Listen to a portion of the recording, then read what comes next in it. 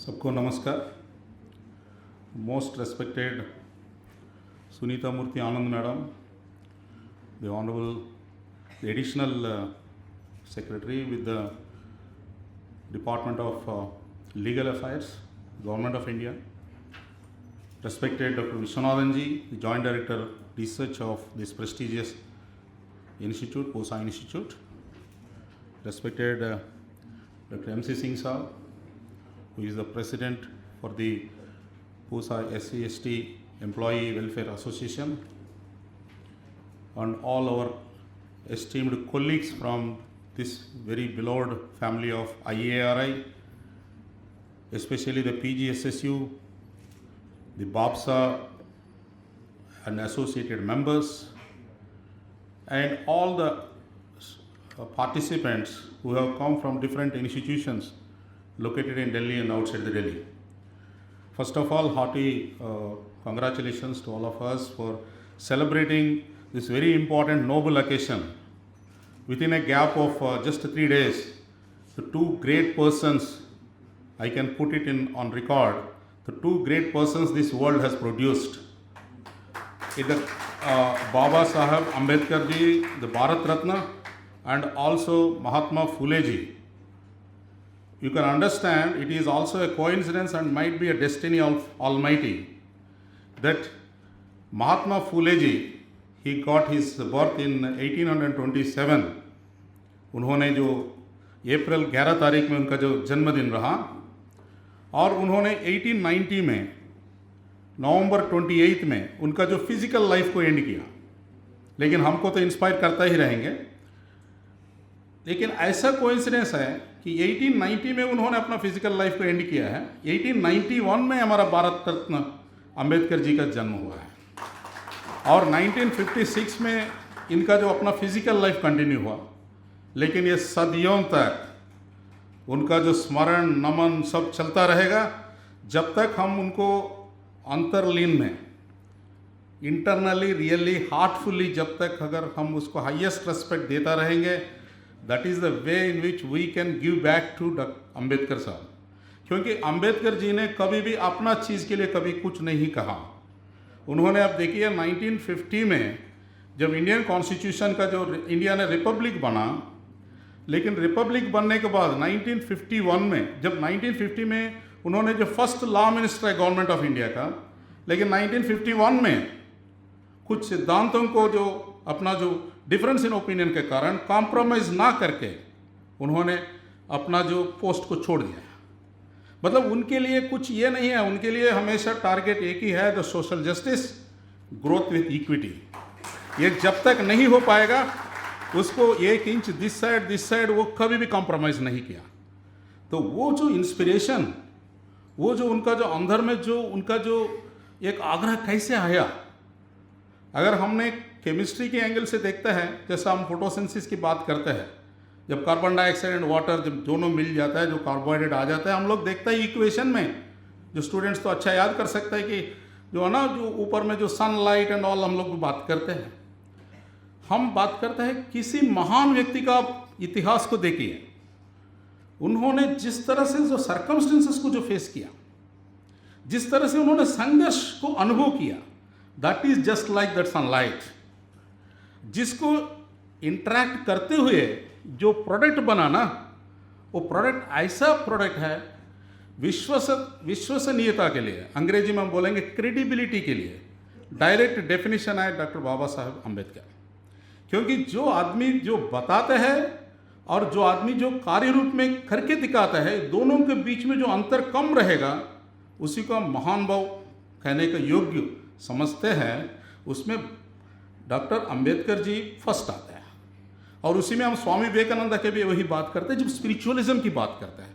आज बच्चों ने, हमारा स्टूडेंट्स ने इतना बढ़िया यह प्रदर्शन किया है, सबको मैं बहुत नमन करता हूँ। जो जिस तरह से आपने जो भी सोशल रिफॉर्म्स के लिए कैसे भी अपना अपना शैली में कंट्रीब्यूट किया है इंडियन हिस्ट्री में, इस महान धरती के लिए, वो सबका यह प्रदर्शन किया है।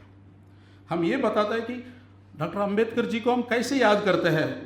पहले तो हम देखेंगे आज ज्योतिबा फूले जी के लिए उन्होंने एक चीज़ हमको दिखाया, वो क्या है, आप जो भी प्रोफेशन में रहो, आप बिजनेस में भी रहो, क्योंकि वो खुद बिजनेसमैन रहा, वो खुद कॉन्ट्रैक्टर रहा, लेकिन सोसाइटी के लिए उनका जो सेंसिटिविटी है वो हाईएस्ट है। हम लोग सोचते हैं कि बिजनेसमैन मीन्स उनका थोड़ा इतना नहीं रहेगा। टाटा तो ऑलरेडी एग्जाम्पल हम लोग बहुत लोग महसूस करते हैं, लेकिन ज्योतिबा फुले जी ने जिस तरह से कंट्रीब्यूशन किया, स्पेशली वुमेन एजुकेशन के लिए, गर्ल चाइल्ड एजुकेशन के लिए, जिस सावित्रीबाई फुले भी उनके साथ रह के जिस तरह से योगदान दिया, उसको देखते हुए हमको ये लगता है कि उन्होंने आइडेंटिफाई किया कि अगर शिक्षा व्यवस्था ठीक नहीं रहेगा, अगर लोगों के एक्सेस में शिक्षा नहीं रह पाएगा, तो उनको अपना चीज़ के बारे में कुछ आइडिया ही नहीं हो पाएगा, कैसे वो अपना संघर्ष कर पाएगा। तो उसी चीज़ को उन्होंने बहुत बढ़िया तरह से उन्होंने किया। ऑफ कोर्स कास्ट सिस्टम का जो चैलेंजेस है, उन्होंने गुलामगिरी में जिस तरह से उन्होंने दिखाया 1873 में, तो one of the best literature contribution in Indian history, Gulamgiri. Satyashodhak Samaj, the originally the final objective is irrespective of any difference, आपको सबको सब चीज़ के लिए एक्सेस होना चाहिए। ट्रूथ सीकर्स के लिए उन्होंने सोसाइटी बनाया। एंड सबसे इंपॉर्टेंट है जो एरावाड़ा जेल, जिसमें गांधी जी और अंबेडकर जी के बीच में एक अंडरस्टैंडिंग हुआ था, पुणे जो एरावाड़ा जेल में, उस एरावाड़ा जेल का जो कंस्ट्रक्शन का टाइम में भी उन्होंने, ही वॉज द कॉन्ट्रैक्टर, वो supplied the labour, but he social justice का जो सेंसिटिविटी है वो ऐसा है, हर चीज़ को कन्वर्ट किया towards the benefit of the people. तो ज्योतिबा फुले जी से हम ये सीख सकते हैं। अंबेडकर जी से हम तो मैडम से सुनेंगे, हमारा जो chief guest madam, she is having immense contributions. मैंने देख रहा था, मैं MC सिंह साहब को धन्यवाद भी देता हूँ, हमको मैडम का जो योगदान को परिचित करने के लिए।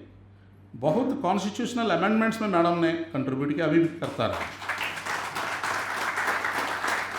डॉक्टर अंबेडकर जी ने भारतीय संविधान का, he is the chief architect है, और वो आर्किटेक्ट होने के नाते उन्होंने ऐसा चीज़ को इंश्योर कर दिया, जब भी समाज में बदलाव आता है, समयानुकूल जो आता है, जो with the passage of time जो चेंजेस आएगा, चेंजेस के हिसाब से जो पब्लिक एस्पिरेशंस को, वेलफेयर सोसाइटी को कंस्ट्रक्ट करने के लिए आपको अमेंडमेंट्स करने की ज़रूरत है।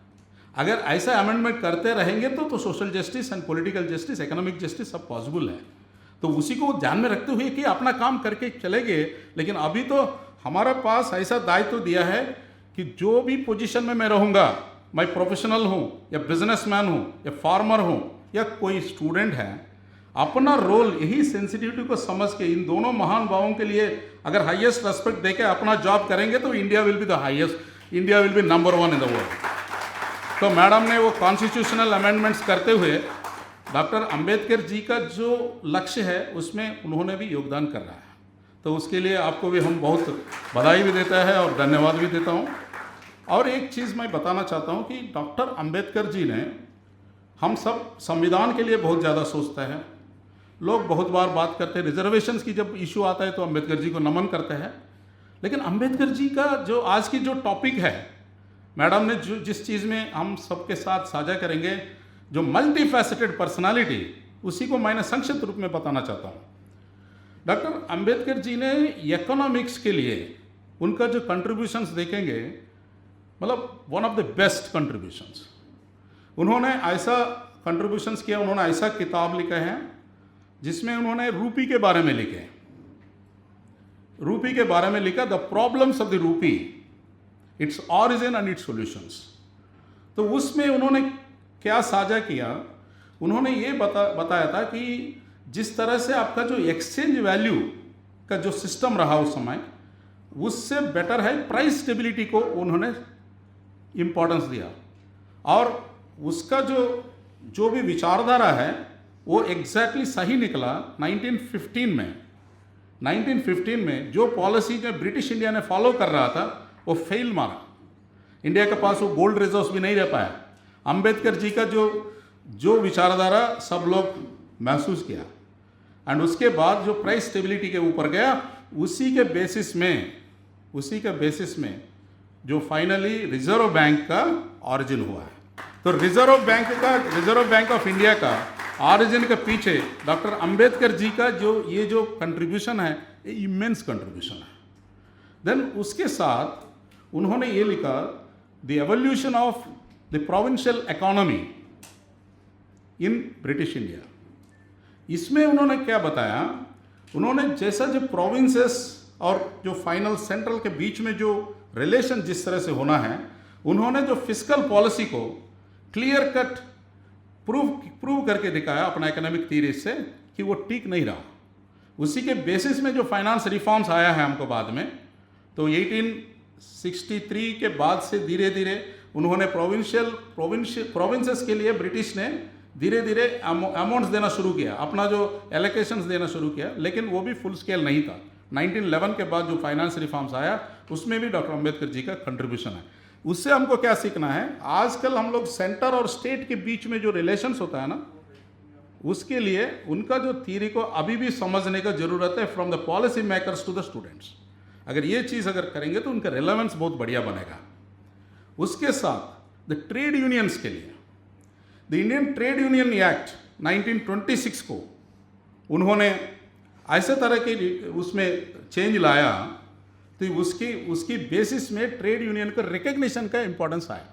ट्रेड यूनियन का रिकग्निशन उसी से शुरू हुआ। एंड सबसे इंपॉर्टेंट है, जो 12 घंटे की जो फैक्ट्री वर्कर्स की जो टाइम पीरियड था, उन्होंने 8 घंटे कराया, which is a big contribution. Employment exchange के लिए उन्होंने कंट्रीब्यूट किया।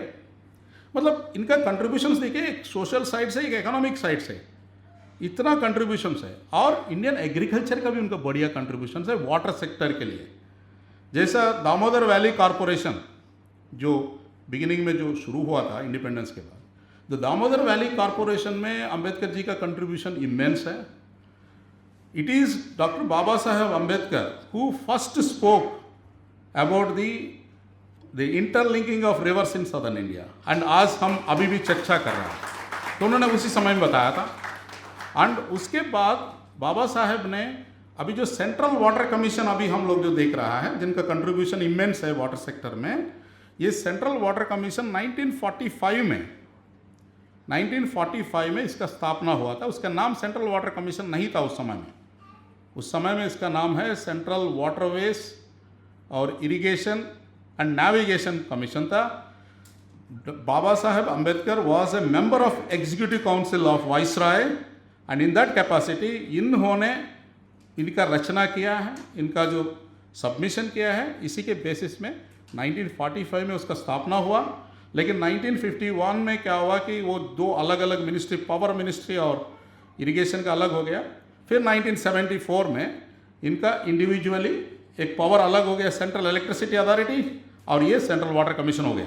सो central electricity authority, central water commission, इन्हीं का कंट्रीब्यूशन है। और इसके साथ नेशनल पावर ग्रिड का भी डॉक्टर अंबेडकर जी का कंट्रीब्यूशन है।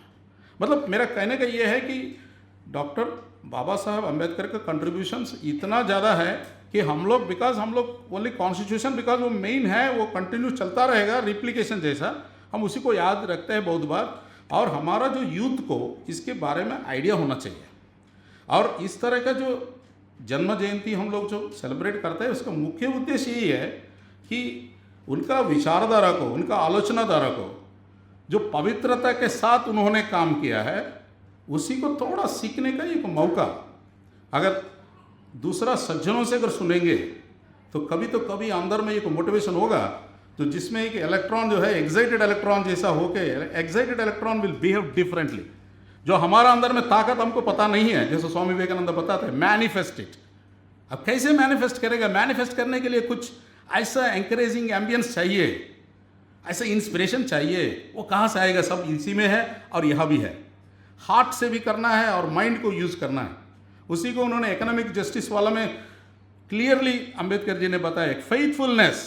Faithfulness is one of the most important attribute which is required, and wisdom is also required.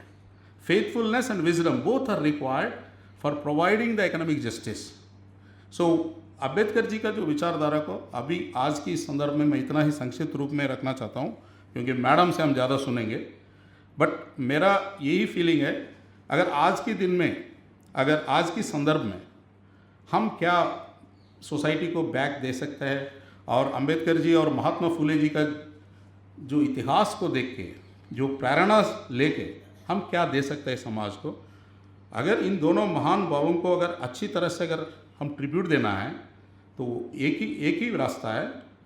उन लोग जिस तरह से अपना कंट्रीब्यूशंस को सिंपल पर्सनालिटी रख के जो संघर्ष आया उसको हमेशा पॉजिटिव एनर्जी में, सोसाइटी का कंट्रीब्यूशन में उसको जो एनर्जी को कन्वर्ट किया है, वैसा ही हम लोग अपना अपना डिफरेंट रोल प्लेइंग में आज है।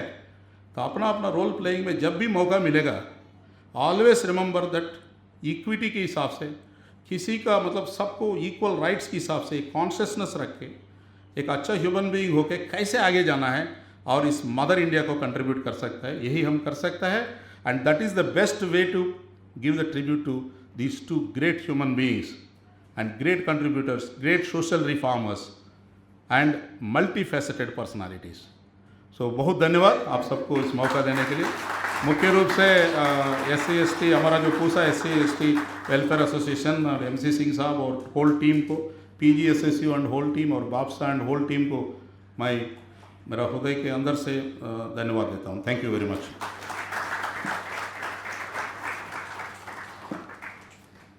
It's always a privilege to hear from Dr. Brahmanand, who holds 2 Guinness World Records. One among is the speed marathon of speech. अनुरोध करती हूँ माननीय चेयरमैन महोदय से कि वे हमारे चीफ गेस्ट के बारे में हमें अवगत कराएं।